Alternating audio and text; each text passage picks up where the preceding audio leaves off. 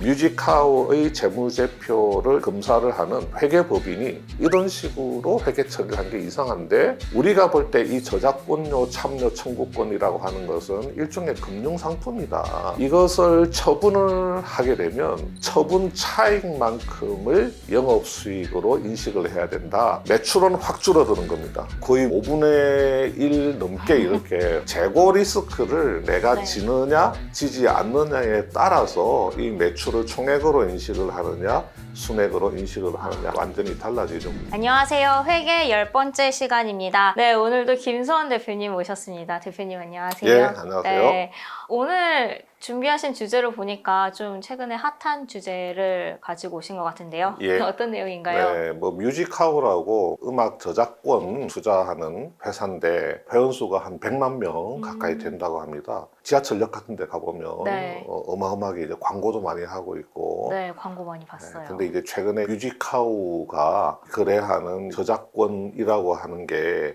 증권이냐 아니냐 그 논란이 벌어졌다가 증권선물위원회에서 네. 이것은 증권이다. 그래서 증권에 맞는 규제를 받아야 된다 하는 판정도 내리고 했었죠. 말씀드리려고 하는 거는 매출의 총액과 순액이라고 하는 게 이게 뭐냐 하는 것에 대해서 뮤직하우 사례를 가지고 설명을 드리도록 하겠습니다. 뮤직하우 지금 현재 비즈니스 모델 구조에 대해서 좀 설명을 드릴게요.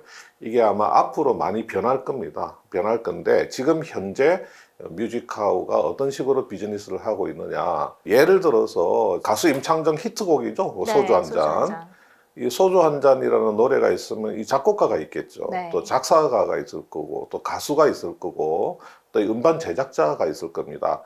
이런 사람들이 소주 한 잔에 대한 저작권을 가지고 있습니다. 그런데 좀 정확하게 말하면, 예를 들면 이 작곡가가 가지고 있는 권리는 우리가 흔히 말하는 저작권 또는 뭐 저작재산권 이렇게 이야기를 하고, 이 가수나 음반 제작자가 가지고 있는 권리는 저작인접권이라고 표현을 합니다. 그래서 이 저작권자는 저작권료가 좀 센 편이고 이 저작인접권자는 조금 약해요.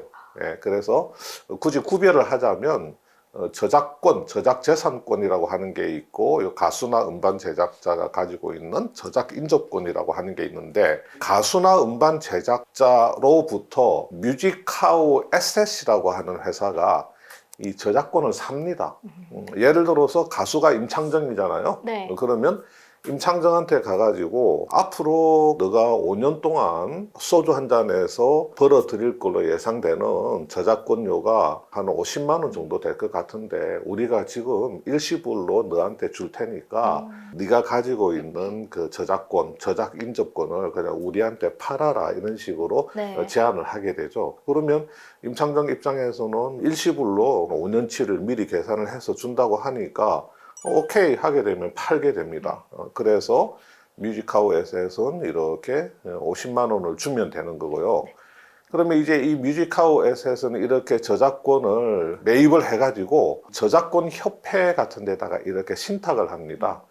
이 저작권 협회에서 앞으로 저작권료를 이렇게 계산을 하고 정산을 해가지고 뮤직하우 쪽으로 주면 되니까, 그래서 저작권을 저작권 협회에다가 이렇게 맡겨놓는 거죠. 그리고 뮤직하우 에셋은 그 다음에 뭘 하냐면 비즈니스 구조가 조금 복잡합니다. 저작권료 참여권이라고 하는 권리를 뮤직하우한테 설정을 해줍니다. 그러면 뮤직하우는 이 권리를 부여를 받고 그 대가로 또 50만 원을 여기다가 줍니다. 그러면 뮤직하우는 뭘 하느냐. 이 저작권료 참여권이라고 하는 이 권리에 기초해가지고 저작권료 참여 청구권이라고 하는 이 네. 권리를 또 만듭니다. 그래서 주당 10,000원에 해서 50주를 만드는 거예요. 아, 이거를 주식처럼. 잘게 나누는 네. 거죠. 저작권료 참여 청구권을 50개, 자기들 표현으로는 주라고 하죠. 네. 50주를 개당 10,000원씩 해서 이 청구권을 발행을 해서 이걸 투자자들한테 파는 겁니다. 어떻게 파냐면 경매 방식으로 팝니다. 우리가 임창정의 그 소주 한 잔에 대한 저작권에 기반해가지고 저작권료 참여 청구권을 10,000원짜리를 50개를 지금부터 경매에 붙이겠다 해서 투자할 사람들은 경매에 참여해라 이렇게 이야기를 하게 되죠. 그러면 A부터 L까지 이렇게 열 몇 명이 이제 입찰에 참여를 합니다. A는 나는 3만 원에 10주 사겠다. B는 나는 2만 5천 원에 10주 사겠다. 제일 밑에 있는 L은 나는 11,000원에 한 주만 사겠다. 이런 식으로 입찰 가격하고 자기가 살 수량을 이렇게 제시를 합니다. 그러면 제일 높은 가격부터 이렇게 제일 낮은 가격까지 이렇게 줄을 세워놓고 저작권료 참여 청구권을 50주를 발행을 하죠. 이 친구 10주, 10주, 20주, 이렇게 하면 30주, 이렇게 하면 40주, 이렇게 하면 50주가 되죠. 경매 방식이니까 여기서 끊어버리는 겁니다. 나머지 13,000원에 지른 애들은 그냥 안 되는 거예요. 네. 그래서 15,000원 이상 지른 사람들까지 하면 요게 다 50주가 되거든요. 그러면 이제 3만 원에 10주 사겠다 했으니까 이 사람은 30만 원을 내야 되죠. 이렇게 개개인별로 돈을 다 내면 이걸 다 합쳐보니까 이게 얼마가 되느냐, 이게 105만 원이 되는 겁니다. 그럼 이제 어떻게 되냐면 이 뮤직하우는 저작권료 참여 청구권이라고 해서 10,000원짜리 50주를 만들어서 경매에 붙여버렸는데 A부터 F에 해당되는 투자자들이 낙찰을 받은 거죠. 이 낙찰 받은 사람들이 뮤직하우한테는 105만 원을 내야 되죠. 그러니까 이 105만 원하고 50만 원만큼의 차액을 뮤직하우가 먹게 되죠. 그 다음에 A부터 F까지 이 사람들은 뮤직하우 플랫폼에서 자기들이 매입한 청구권을 거래할 수 있습니다. 주식처럼 이 청구권 가격이 매일 이렇게 변하기 때문에 거래를 할 수가 있는 겁니다. 그러니까 15,000원에 샀던 사람은 이게 만약에 가격이 올라서 3만 원이 됐다 그러면 팔면 수익률 100%가 되는 거죠. 자, 그래서 이 뮤직하우는 청구권을 지금 경매를 통해서 팔았잖아요. 지금까지 어떤 식으로 회계 처리를 했냐면, 자, 우리가 경매를 통해서 팔았는데 105만 원이 들어왔네. 그러면 매출, 영업수익 105만 원. 그런데 이걸 임창정한테 사올 때 50만 원에 사왔으니까 매출 원가 50만 원. 그러면 매출 이익으로 55만 원이 났다. 이렇게 이제 계산을 하는 거죠. 이게 이제 마치 뭐와 같냐면 어떤 농가가 수박 한 개를 2만 원에 이마트에 공급을 합니다. 그러면 이마트는 수박이라고 하는 재고자산 2만 원짜리가 들어왔죠. 이걸 샀으니까. 그 다음에 이걸 소비자한테 3만 원에 파는 겁니다. 네. 그러면 이마트는 어떤 식으로 계산을 하게 되냐면 수박을 3만 원에 팔았어. 그러면 매출, 영업수익 3만 원. 농가에서 사온 가격이 2만 원이야. 매출원가 2만 원.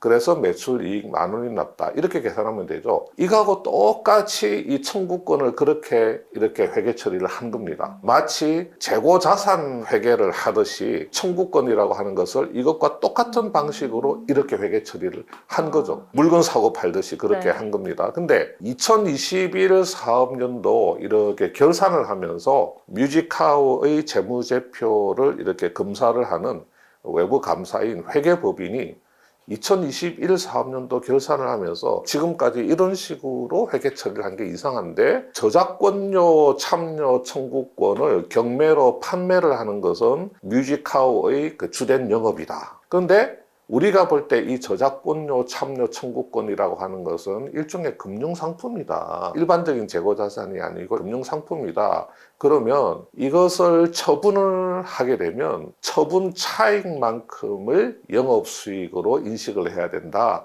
매출로 인식을 해야 된다. 그 네. 금융상품의 총액이 아니고 처분 차익을 인식을 해야 된다. 매출로. 이걸 순액법이라 그러거든요. 이 순액으로 인식을 하는 게 맞다. 이게 이제 외부 감사인이 그런 지적을 하고 이제 뮤직하우도 그걸 받아들이게 되는 겁니다. 그래서 이렇게 청구권을 회계 처리를 했던 것을 처분 차익이 55만 원이잖아요. 네. 50만 원에 갖고 와가지고 경매를 통해서 105만 원에 팔았으니까 처분 차익인 55만 원만큼을 매출, 영업수익으로 계산을 하고 매출 원가는 당연히 없겠죠. 매출 원가는 그냥 제로로 하고 그래서 매출 이익은 55만 원. 그러니까 매출 이익은 변함이 없지만 매출은 확 줄어드는 겁니다. 네, 순액으로 그러네요. 인식을 하게 되면 이렇게 되겠죠. 그죠? 그래서 2021년도 뮤직하우의 감사 보고서를 보면 숫자가 이렇게 나와 있습니다. 2020년도에는 매출이 23억이었는데 2021년도에는 133억으로 이렇게 뛰었구나.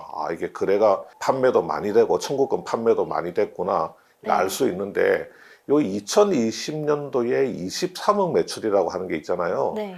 이게 원래 뮤직하우의 재무제표에는 128억으로 이렇게 잡혀 있었습니다. 128억으로 잡혀 있었던 건데 2020년도 결산을 할 때는 128억으로 이렇게 처리를 해서 계산을 했던 건데 21년도 결산을 하면서 외부 감사인이 총액이 아니라 순액으로 인식을 해야 된다. 그러니까 21년도 감사 보고서를 내면서 20년도의 숫자를 순액의 숫자로 고친 거예요. 그러니까 128억이 아니고 이렇게 23억으로 이렇게 고친 겁니다. 그러니까 거의 뭐 한 5분의 1 넘게 이렇게 확 네, 줄어들게 된 거죠. 네. 그러니까 뮤직하우 입장에서는 이런 이제 플랫폼 비즈니스 업체들은 외형이 중요하잖아요. 매출이 네. 얼마냐 이런 게 중요한데 그래서 처음에는 좀 외부 감사인의 좀 의견을 받아들이지를 않고 야 이걸 총액으로 인식할 방법이 좀 없겠느냐 네. 이런 또 이견을 제시를 했는데 외부 감사인은 뭐 하여튼 강경하게 금융 청구권은 금융 상품 자산인 거고 차익만큼만 매출로 영업수익으로 인식을 하는 게 맞다고 이제 외부 감사인이 계속 주장을 해서 회계 처리는 이제 이런 식으로 하게 된 거죠. 매출을 이제 집계를 할 때 순액으로 할지 총액으로 할지 그 기준이 회계 기준이 있나요? 예, 그런 회계 기준이 있습니다. 그래서 조금 우리가 쉽게 예를 들어서 쿠팡 한번 예를 들어 볼게요. 네. 우리가 쿠팡이 파는 물건이 보면 쿠팡이 직접 자기들이 사와서 판매하는 상품이 있고 그냥 마켓플레이스, 오픈마켓으로 해서 이렇게 입점업체들이 있고 이 입점업체들이 쿠팡 플랫폼에 상품을 올려서 판매하는 두 가지 방식이 있잖아요. 자, 직매입은 쿠팡이 정수기를 10만 원에 사와서 쿠팡 플랫폼 이용자들한테 15만 원에 판다. 그러면 이 15만 원, 이 총액이 매출로 인식이 되고 매출 원가 10만 원, 매출 이익 5만 원 이렇게 되겠죠. 그런데 이렇게 쿠팡 입점업체가 정수기 하나를 플랫폼 이용자한테 15만 원에 팔게 되면 쿠팡 입장에서는 플랫폼만 제공을 한 것이기 때문에 판매 수수료를 받겠죠. 판매 수수료가 한 20%다 그러면 판매 금액 15만 원의 20%에 해당되는 3만 원을 매출액으로 인식을 하게 되고 매출 원가는 제로고 쿠팡이 직접 한 게 아니기 때문에 매출 이익이 3만 원이다 이렇게 인식이 되겠죠. 그러니까 직매입을 하게 되면 총액으로 그냥 15만 원을 인식을 하게 되고 입점업체들이 판매를 한 그 금액은 그냥 여기에서 판매 수수료만 곱해가지고 수수료 매출로 이렇게 인식을 하게 되는 거죠. 이렇게 쿠팡 입점업체들이 판매를 하게 되는데 이 입점업체들의 그 재고는 쿠팡은 전혀 책임을 지지 않죠. 그냥 네. 입점업체들의 문제인 거지 입점업체들이 재고가 남았다고 해서 그게 뭐 쿠팡한테 영향을 주고 하는 게 전혀 아니잖아요. 근데 이렇게 직매입을 하게 되면 정수기는 쿠팡의 자산이 되는 거거든요. 그러니까 여기서 이제 이게 다 쿠팡의 재고 자산이 되는 거고 또 못 팔고 있으면 이 재고 리스크를 쿠팡에 그대로 지게 되는 거죠. 그래서 이 재고 리스크를 내가 네. 지느냐 지지 않느냐에 따라서 이 매출을 총액으로 인식을 하느냐 순액으로 인식을 하느냐 하는 게 완전히 달라지죠. 네. 우리가 백화점 같은 데 가서 이렇게 물건을 사면 카드 단말기에 계산을 하면 백화점 단말기에서 계산을 합니다. 그래서 그러면 우리가 지금 백화점이 외부에서 산 물건 그걸 우리가 사는구나 라고 생각할 수가 있는데 백화점 단말기에 카드 결제를 해서 판매자가 백화점으로 나오더라도 구매한 그 물건에 대한 재고 리스크를 백화점이 지지 않는다고 하면 그 물건을 납품한 납품업체가 나중에 남는 물건에 대해서 다 책임을 진다고 하면 백화점은 매출을 인식할 때 우리가 지급한 돈 전액을 매출로 인식을 안 합니다. 네. 안 하고 우리가 돈을 지급하면 그 중에 상당 부분을 납품업체한테 줍니다. 그리고 나머지만 판매 수수료로 가지게 되죠. 순액으로 인식을 하게 되는 네. 겁니다. 무슨 말인지 알겠죠? 네. 그래서 백화점이 재고를 다 뜯는다 그러면 백화점은 판매한 금액을 모두 매출로 인식할 네. 거고 그게 아니고 백화점이 판매는 하는데 물건이 남으면 그냥 옛다 하고 납품업체에 그대로 반품을 네. 해버릴 권리가 있다. 재고 리스크를 안 진다 그러면 백화점도 판매 수수료만큼만 매출로 인식을 하게 된다는 거죠. 그럼 뮤직하우 같은 경우에는 이제 뭐 가수로부터 저작권을 사오잖아요. 네네. 그럼 그 저작권을 경매를 통해서 판매를 하는데 만약에 경매를 안 될 경우 그 리스크를 뮤직하우가 안게 뮤직하우가 되잖아요. 네. 10,000원짜리 곱하기 50개를 만들어서 이렇게 판매를 했는데 그게 40개만 경매에서 팔리고 나머지 10개는 안 팔렸다 그러면 네. 뮤직하우가 갖고 있다가 그걸 플랫폼에서 청구권 거래가 가능하다고 했잖아요. 아, 그래서 네. 이제 이렇게 봤다가 가격이 좋을 때 네, 그걸 네. 뭐 팔아버리면 되는 거죠. 아, 그거는 그래서- 뮤직하우가 이제 미매각된 청구권은 뮤직하우가 갖고 있다가 네. 자기들이 처분을 해버리면 되는 겁니다. 음. 우리가 증권사 있잖아요. 네. 증권사가 예를 들어서 채권에 투자를 했습니다. 증권사가 채권을 사온 가격이 100만 원이에요. 근데 채권 가격이 올라서 110만 원이 됐을 때 그것을 팔았습니다. 그러면 증권사들이 회계 처리를 할 때 내가 110만 원에 채권을 팔았으니까 영업수익, 매출이 110만 원이다. 그렇게 계산 안 하거든요. 네. 내가 100만 원에 사와가지고 110만 원에 팔았지만 채권은 금융상품이고 네. 증권사가 본래 주된 영업 자체가 이렇게 금융상품 거래를 하는 게 자기들 본 영업이기 때문에 차액인 10만 원만큼을 영업 수익으로 인식을 하는 거거든요. 그러니까 뮤직하우도 마찬가지입니다. 수박 네. 같은 재고 자산이 아니고 청구권이라고 하는 게 일종의 금융 상품의 성격이 있기 때문에 이 청구권을 이렇게 경매를 해서 이렇게 처분을 하는 게 뮤직하우의 주된 영업이기 때문에 증권사와 마찬가지로 100만 원에 사와서 110만 원에 팔았다고 하면 매출액이 110만 원이 아니고 그 차액 10만 원만큼만 뮤직하우가 매출, 즉 영업이익으로 인식을 해야 된다. 네. 그게 이제 외부 감사인의 지적이고 네. 저도 그게 맞다고 생각을 하는 겁니다. 예. 네. 이번 시간에서는 매출 중에서 이제 총액과 순액 방식으로 이렇게 어떻게 보는지에 대해서 알아봤습니다. 이번 시간이 세계의 마지막 시간이 된 것 같습니다. 다음에 또 기회가 되면 또 다른 사례로 더 재미난 회계 이야기를 준비해 보도록 하겠습니다. 긴 시간 함께 해주신 김소원 대표님 감사합니다. 네, 감사합니다. 감사합니다.